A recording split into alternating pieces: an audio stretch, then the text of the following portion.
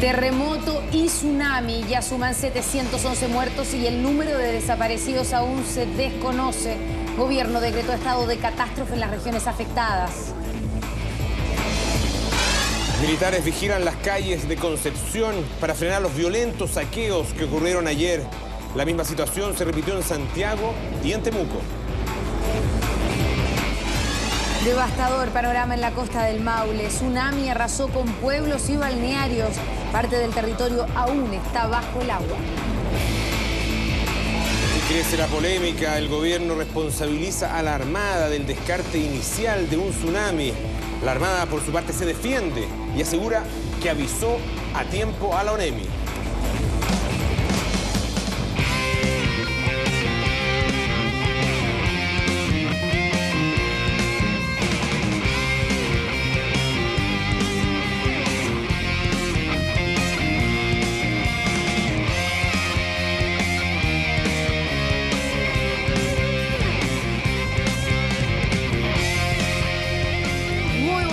¿Cómo están ustedes?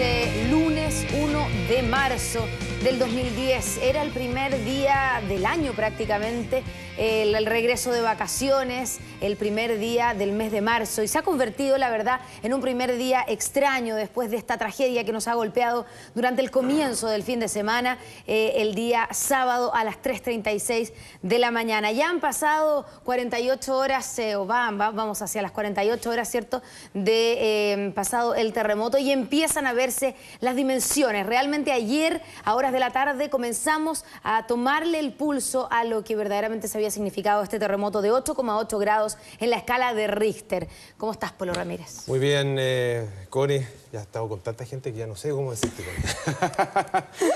Bueno, ha sido efectivamente horas tremendamente difíciles. Ayer, en la declaración de la Presidenta de la República y también de los ministros del Interior, Defensa y de Hacienda, uno pudo tener, Connie, finalmente la dimensión real de qué es lo que pasó. Ahí la Presidenta dio un número que impresionó a todos, que se había duplicado desde el día anterior. 108 muertos se dijo inicialmente, 111 muertos, después se informó la ONEMI. Y también se declaró el estado de catástrofe, un estado de excepción constitucional que no solo le entrega al Poder Ejecutivo un poder y unas atribuciones especiales en la disponibilidad de recursos económicos y recursos físicos, sino que además deja en manos de las Fuerzas Armadas, en este caso del Ejército de Chile, distintas zonas del país, particularmente las dos zonas más afectadas, las regiones del Maule y del Biobío. Y esto empezó ya a manifestarse en las horas de la tarde, cuando fueron las fuerzas militares las que tomaron control de la seguridad, sobre todo en Concepción, donde se habían provocado se habían ejecutado estos saqueos, estos actos de pillaje de los que fuimos testigos durante prácticamente todo el día. La calma llegó finalmente en la noche, fuimos testigos de eso con las imágenes que nos enviaban nuestros corresponsales, nuestros enviados especiales. Una noche de calma, pero también de mucha tensión, cosa similar que se vivió aquí en la ciudad de Santiago. Claro, por un lado estaba, ¿cierto?, el tema de la seguridad, que por momentos ayer durante la mañana sentimos que se había escapado de las manos, ¿cierto? Eso probablemente se retomó anoche, sobre todo con la medida de toque de queda en la región de Concepción, que rigió entre las 9 de la noche y las 6 de la mañana. Ahora, recién hace 4 minutos, está terminando este primer toque de queda de la región de Concepción. Vamos a ver, ¿cierto?, durante el programa cómo amaneció esta región, después de una medida que no se tomaba en nuestro país desde el 13 de enero de 1987, algo como el toque de queda. Veíamos, ¿cierto?, anoche en tu programa especial que hicieron, Polo, a la Carola Urrejola, ahí transmitiendo en una ciudad realmente tomada por los militares y totalmente desierta. Pero al mismo tiempo, la dimensión de la tragedia nos mostró una cara horrible, ¿cierto? Una cara de la que nosotros habíamos imaginado que vendría, que es no solamente el aumento del número de muertos, sino que también, como dijo la presidenta Bachelet, el número de desaparecidos que crece y aumenta crecientemente, especialmente porque hubo un tsunami, algo que reconoció ayer el gobierno, que reconoció el ministro de Defensa como un error de la Armada. Esa fue la responsabilidad, ¿cierto?, que él atribuyó al no haber advertido que había efectivamente peligro de tsunami en la costa de la 7ª y de la 8ª región. El tsunami ocurrió, lo sabíamos por los testimonios de la gente que lo vivió, y eso significa que hay una cantidad de gente todavía desaparecida de la que no se tiene idea. Vamos a actualizar toda la información de las últimas horas. Tomamos contacto ahora con la Oficina Nacional de Emergencia, donde se encuentra Cristian Pino. Cristian, buenos días. ¿Cómo están? Buenos días. Nosotros nos encontramos, tal como ustedes dicen, aquí en la Oficina Nacional de Emergencia ONEMI, donde intensa fue obviamente la actividad durante la jornada del día de ayer. Como puntos cúlmines, dos presencias importantes, la del ministro de Obras Públicas, Sergio Vitari, y las últimas declaraciones también de Carmen Fernández. Sergio Vitari hizo un balance de lo que pasa con la infraestructura pública, sobre todo en cuanto a los niveles de conexión que tiene nuestro país. Si bien dijo que hay algunas complicaciones, sobre todo en la zona del Maule y enfocado todo en la 8ª región, dijo que el país no se encuentra para nada desconectado. Sí hay algunas dificultades, obviamente, para llegar a algunas zonas. Se refirió al tema de la ruta de la madera, un camino concesionado, y donde manifestó su molestia al ministro producto de que ninguna persona de la concesionaria se había hecho presente en el lugar, no se habían tomado los contactos correspondientes con ninguna autoridad ni con ningún jefe del ministerio, y eso tenía muy molesto. Incluso vaticinó posibles acciones legales para con la concesionaria, que incluso podrían hacer perder los derechos de esta empresa sobre aquella autopista. En relación a lo que pasa con los aeropuertos, dijo que durante estos días, ya que comenzamos esta semana, que comenzamos a vivir, se debería normalizar la situación. Hizo manifiesto ya la llegada de algunos vuelos internacionales al aeropuerto de Santiago, y también sostuvo que el aeropuerto Concepción ya en las próximas horas va a estar funcionando con habilitaciones obviamente de emergencia para poder tener una vía aérea importante, que es la de Santiago-Concepción. En torno a lo que sostuvo Carmen Fernández, directora de la ONEMI, se refirió básicamente en su última intervención acá a consejos para entregarle a la población en este día que ya comienza, y sobre todo para la gente que va a trabajar y para quienes todos inician sus labores, quienes no han estado presentes durante este fin de semana en las distintas empresas, que por favor, y les pidió así a quien corresponda, tenga un chequeo previo antes para evitar cualquier tragedia. Lo mismo pasa con la gente que después de estar el fin de semana en casa de algunos familiares y tiene que volver a sus habitaciones propias o a sus departamentos propios, también realicen un chequeo de cómo está la casa habitación, producto que pueden haber ciertas fugas que pueden causar finalmente alguna tragedia. Conversamos acerca de lo que ocurre, por ejemplo, con el uso de los ascensores, donde hay algunos edificios que, utilizando los equipos electrógenos, están funcionando en aquellos departamentos, y eso particularmente puede también constituir un riesgo, porque no se sabe si falla o no alguna estructura o alguna pieza del ascensor producto del movimiento telúrico, y eso también necesita que el chequeo técnico esté certificado y después ya se pueda empezar a utilizar. Eso fue lo que ocurrió en las últimas horas de anoche. En relación a lo que manifestaron estas dos autoridades, no hubo más información oficial. Se mantiene el número de parte de la autoridad de gobierno de 711 las personas que están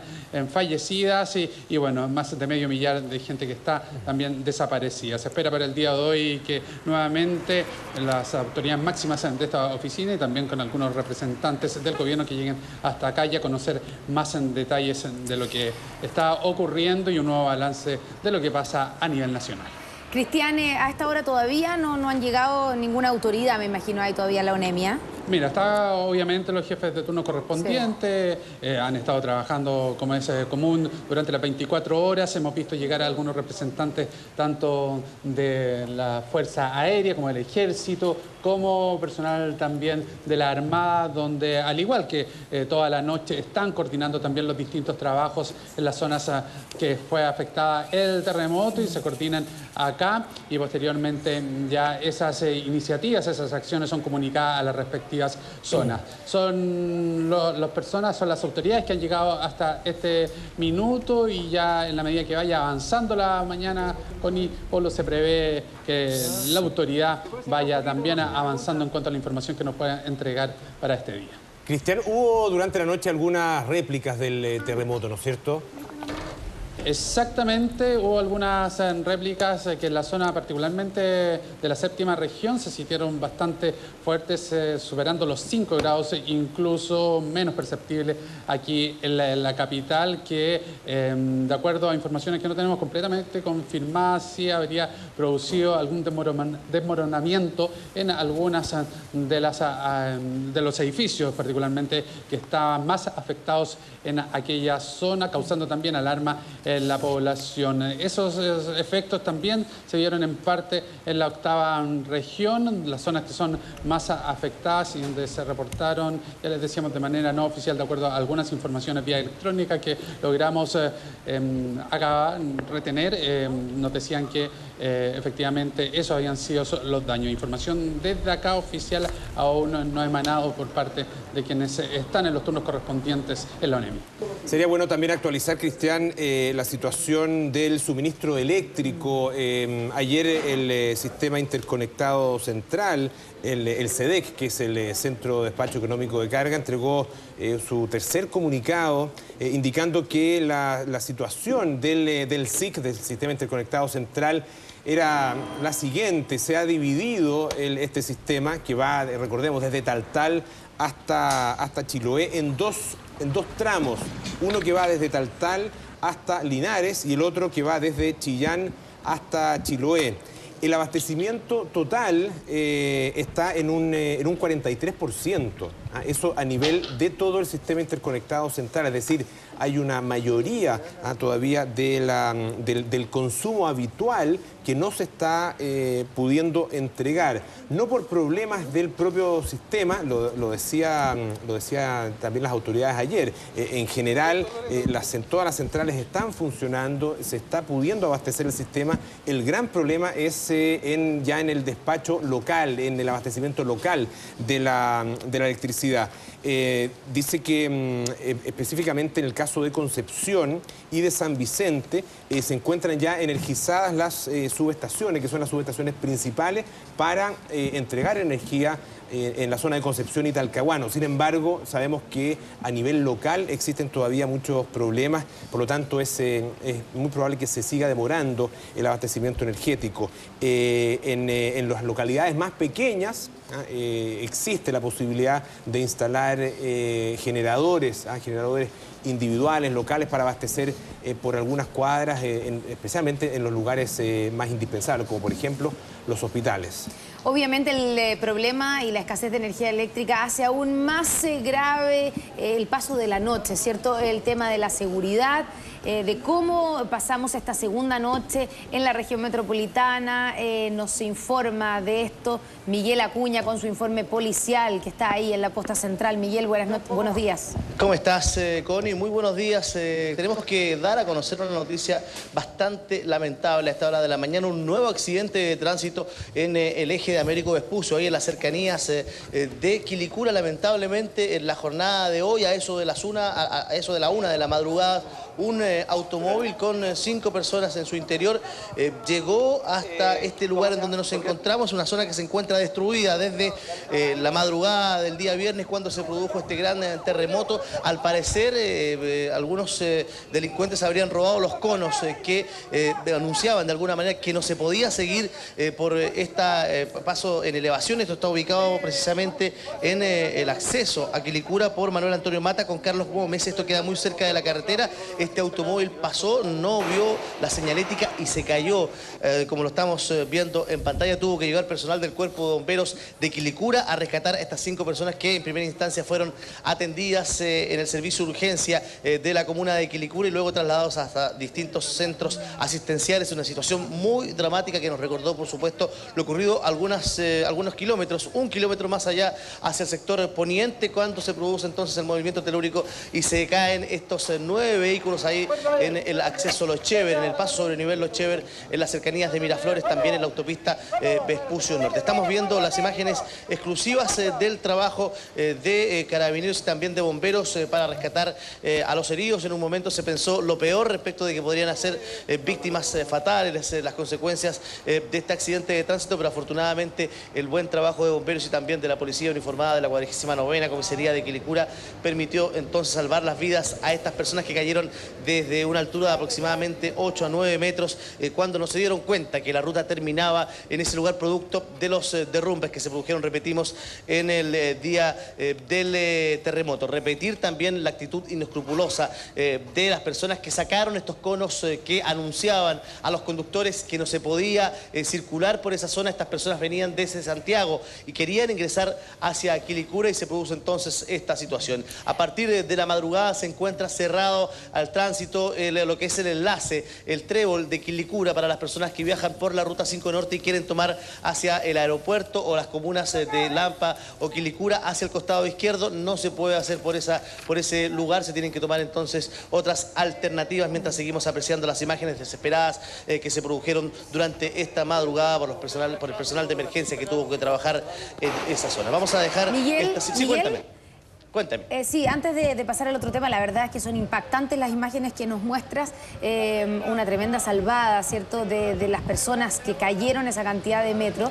Y claro, tú hablas de lo inescrupuloso de las personas que habrían sacado los conos, son de esas actitudes que no tienen explicación, pero mi pregunta es, ¿no estaba totalmente cerrado el acceso o solamente había un par de conos que decían que no se podía pasar? Eso también parece inexplicable, ¿no?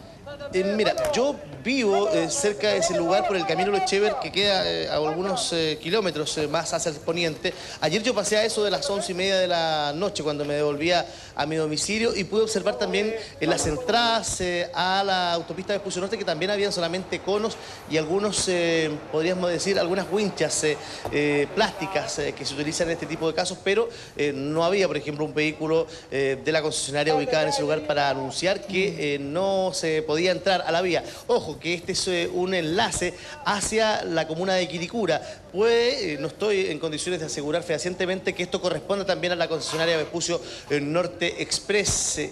Habían conos, no se respetó esa situación y habrá que iniciarse entonces una investigación para determinar las responsabilidades de este caso. Recordemos que carabineros y también personal de seguridad ciudadana están preocupados, sobre todo en la jornada de ayer, y vamos a comenzar a revisar ya ese tema con los posibles saqueos, sobre todo en la comuna de Quilicura. No se podía entonces vigilar todos los puntos en donde están estos problemas. Vamos a irnos ahora hasta la comuna de Lo Prado, en donde se produjo un nuevo saqueo durante esta madrugada. También estamos revisando las imágenes. Un grupo de personas llegó hasta este supermercado Santa Isabel, ubicado en Isla Excepción con Ecuador. Esto, como decíamos, en la comuna de Lo Prado. Habían guardias de seguridad en el interior, quebraron las vitrinas y todo con piedras y palos, ingresaron, llenaron los carros del supermercado y se anunció esta situación a Carabineros, quien llegó de inmediato al lugar y sorprendió infraganti a 4 personas que fueron detenidas de inmediato cuando llevaban estos carros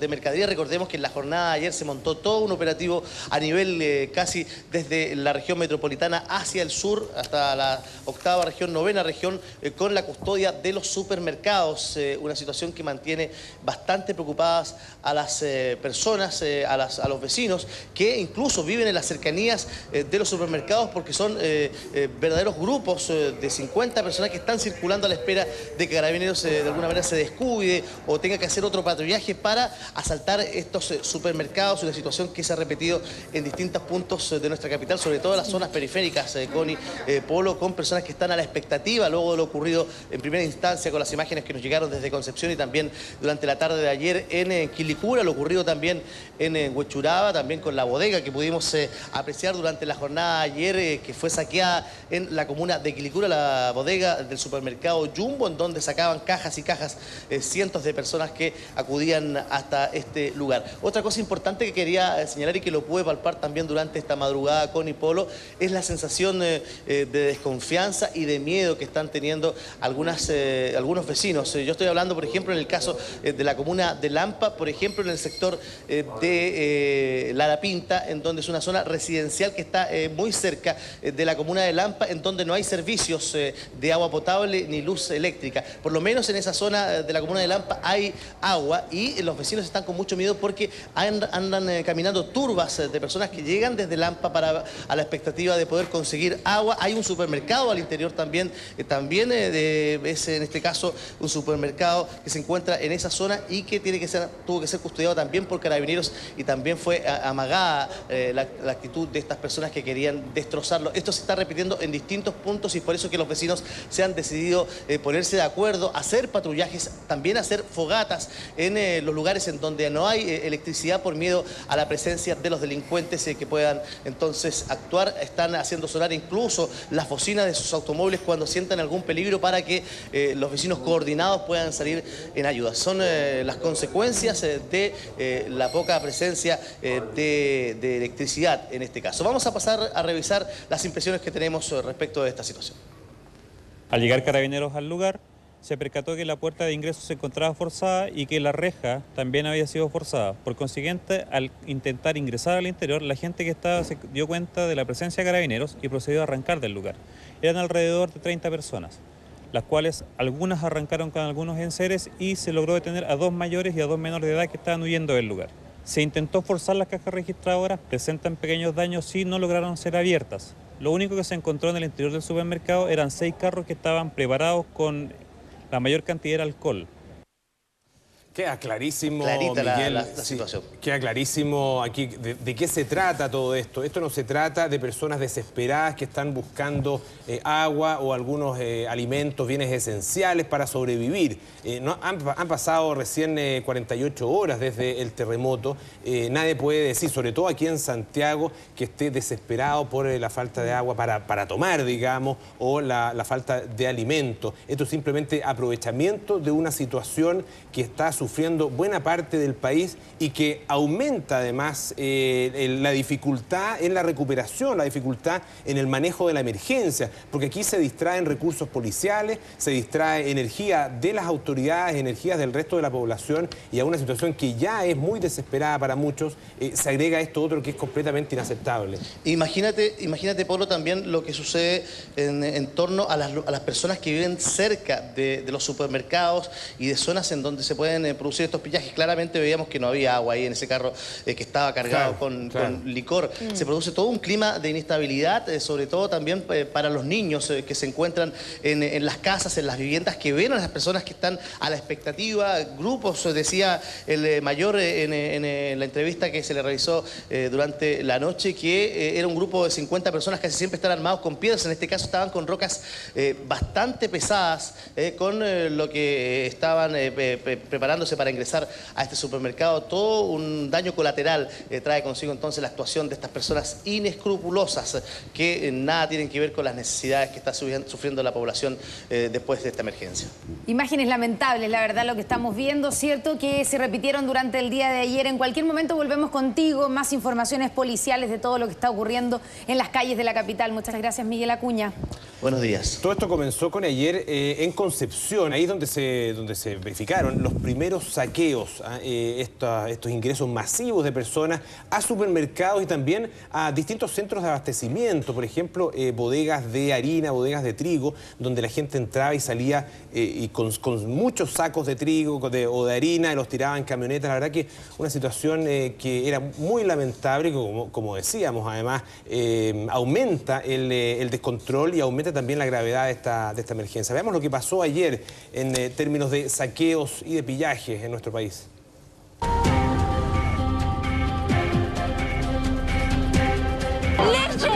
¡Leche! ¡Lo único que te estoy pidiendo, por favor! Sé lo que llevo, arroz, porque no tengo arroz. Carga del líder. Para venir a no encontrar puro alimento perecible.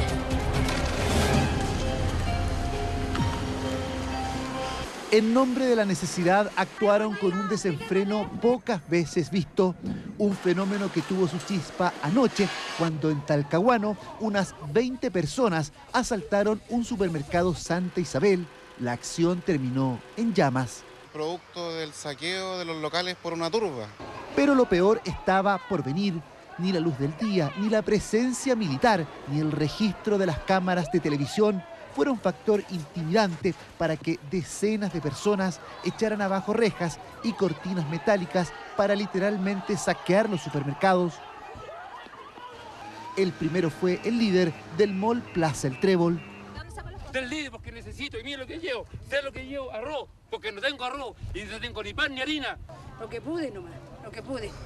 Somos más de 20, no tengo ni casa, se cayó hasta el departamento. No hay nada. Y esto tenemos que racionarlo hasta que Dios diga, porque no hay más. Puro alimento perecible y para los niños leche. Pero ya no queda nada más. Nada. ¿Los carabineros le autorizaron a sacar las cosas? Sí, así que muchas gracias. Sí, de primera no estaban dando permiso, pero ahora dieron permiso. Pero no solo eran productos de primera necesidad, muchos cargaban lavadoras, televisores y otros artículos electrónicos. Minutos después,